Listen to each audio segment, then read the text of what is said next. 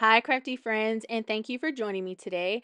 I am using the Dancin in the Rain die set from Spellbinders to create this cute umbrella card. I have grabbed some various cardstocks, which I'll link down below, and I'm using my Distress Spritz to add color instead of inking these up. So for the pink, I am using Picked Raspberry. For that lilac cardstock, I am using the Wilted Violet. From the lighter blue, I am using Peacock Feathers. And for the next blue, I'm using Uncharted Mariner. And for my yellow, I'm using Fossilized Amber. So once I've spritzed those, I just heat set that with my heat gun, and then I add on my pieces to die cut everything out. Once I have those die cut out, I go in and build my umbrella. You can't see from this angle, but there are some indentations, some score lines there to show you where with Things the line umbrella up. You complete, just I have move to on match those to figuring pieces out the into the boots places that they and go. the jacket arrangement. I have not glued or adhered my legs to my jacket yet, but the die here has a circle cutout where you can make these legs move if you add on one of those like wobblers. But I chose not to. I'm just going to put a foam square in that circle and just pop everything up.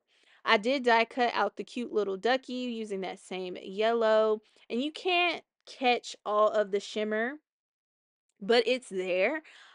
So this is actually my first time really playing with the Distress Spritz, and I enjoyed it. You'll see, like when I sprayed on a white cardstock so I could later die cut from that, and nothing went to waste. So that is another way to make sure that you are using every bit of what that product has sprayed out.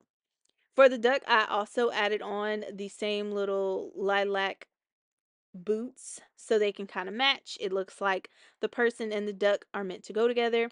I'm grabbing some Spellbinders gems and I add that to the eye. I later switch it out with a black half pearl. It's a Spellbinders embellishment as well because it just looks better. I will use those gems later to uh, look like raindrops instead of using the raindrop die that comes in this die set. Here I am cutting the foam tape and adhering it to a 5 by 3 3/4 panel of white cardstock. I also have an A2 size cardstock and it looks kind of gray. It's supposed to be white, but it came off gray. And I'm just going in with the weathered wood distress spritz, and I'm adding that along the bottom to kind of look like the ground. And then I go back in with the peacock feathers, if I'm not mistaken, and I add that at the top to kind of look like the sky on a rainy day. I heat set in between adding the colors. I'm spritzing the peacock feathers and then I heat set that. And then I go in with hickory smoke and add that ink over the bottom part of the card panel to kind of give more weight to the bottom of the card. This is how I am wanting things to look. I go in with an orange tri-blend marker, or it could be tan if I'm not mistaken, but it has an orangish shade, and I just go over the beak and I add a little bit more spritz to the boots to give the water splashed look. I went ahead and added some foam and popped my little duck up on the second puddle that I have there. And honestly, guys, I don't like this background. I thought I would like it more, but I do not like it. So you will see that I am going to actually create a rainbow background using these Distress Spritz, and I'm going to switch that out. I've added my duck and my sentiment, which is one of those curved sentiments. I created so many of these when I last foiled them. So I have quite a stash built up, and there are so many sentiments in this set that I can easily grab whatever I'm looking for from it. went back in with the gem stickers, and I'm adding those on to look like the raindrops since I did not die cut those out. And then I go in with my white gel pen to add some highlighting here and there.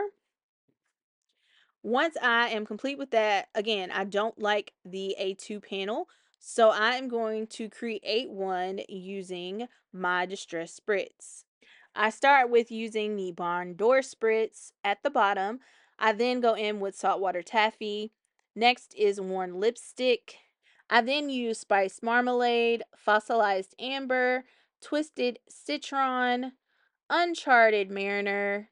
I add the um, picked raspberry to both the of the edges of this cardstock, and then I go back in with the wilted violet, and then I also go back and just hit a few of the colors to make some of them more vibrant than others.